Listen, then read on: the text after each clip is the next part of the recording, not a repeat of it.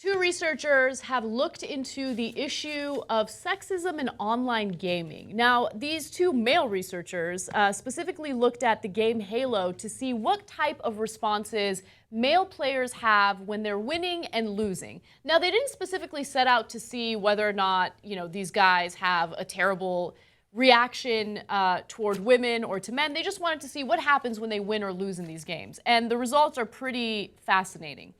So men who performed poorly in the games responded to being hostile to female players. Now keep in mind that they played 163 games of Halo 3. And oftentimes when you're playing the game, you are an anonymous player, right? You're playing with someone else and you can actually talk to them and communicate with them as you're playing. Now, 95% of the players of this game happen to be male, so that's another important thing to keep in mind. But as the researchers found, the men who performed poorly in the games responded to being hostile to female players. The men who played well, like they were winning, did not respond in a hostile way to anyone, okay? The men who were not playing well, the men that were losing, did not respond in a hostile way to other men. In fact, they gave the other men praise, which is also kind of interesting. So, that's very interesting. The researchers said that, unfortunately, the losing men found, especially if they were losing to women, they found that to be, quote, socially debilitating, which I find to be really, really sad. Okay, but I agree with you in some way, but who tells them that it's debilitating if they lose to a woman? Society, culture, like, oh, you're less of a man if you lose to a woman. It's like that message is being pushed on people all the time. And remember, I don't know the ages of the players. I mean, I think that's important information to know, but some of them can be insanely young, right? Mm-hmm. And not everyone is a rational person. I'm not justifying what they're doing. I'm just saying that this problem is much larger than a Halo game. Yeah, and so, I mean, look, I'll even grant this. Let's say it's arm wrestling and you lost to a woman of the same age, especially if you're growing up and you're teenagers, and the guys are bigger, right? Mm-hmm. Then you get razzed for that, right? Because guys are generally bigger than women. Not every time, obviously, but okay, we get where that stereotype came from. Are guys naturally better at this than women? I don't know. Now you're pissing off the entire gamer community. I know, but I mean, am I wrong? It's this, right? I mean, I don't know. Let's bring in Nerd Alert and find out. All right, Kim Horcher, who's more of an expert on this than anyone else at TYT. First of all, there's more to it than this. There's motor skill. There's timing. There are a lot of factors that go into making a great gamer. And trash talking is not really one of them. Anna did have a point. What we want to think about more is I'm really hesitant to call this a scientific study because I would like to see a larger sample size. I would like to know more extraneous information. Ages, kids are very prone to trolling and trash talking, and we don't really know where in real IRL these people are. I hear you, but Kim, let me just ask a follow-up question real quick. Yeah. Is there reason to believe that men are better than women at this, or is it the whatever it is it the same skill set that both genders have? I don't think you have a biological disposition to being better or worse. It's more like, do you practice more? I mean, the bulk of gamers are mostly men, so we're going to see that, reflect in that way. It's a lot of it is a causation versus correlation. To someone who's aggressive and talk without thinking and kind of make poor choices, are they prone to being worse gamers?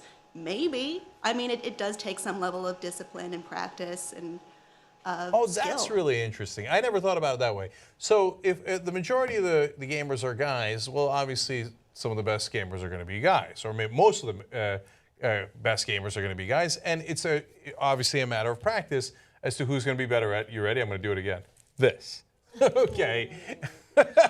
Kim gets mad every time I do it. Now, the other part that I didn't think about is the guys who are good are busy practicing. They're not busy trash talking. Yeah, I like that part of it because I don't think that this is meant to be like a crazy expose on men who play video games. It shows that the men who are losing have a certain insecurity and they're lashing out as a result of that insecurity. The men that are winning, they're feeling real good, right? So they're pleasant to everyone. But I think that that's also indicative of everyone in a lot of different cases, right? Totally. I'm about to make this political in a second. Yeah. So if you're in any other type of situation, if you're losing, sometimes when you feel threatened or you feel emasculated or insulted or whatever it is, you lash out in ways that are a little irrational.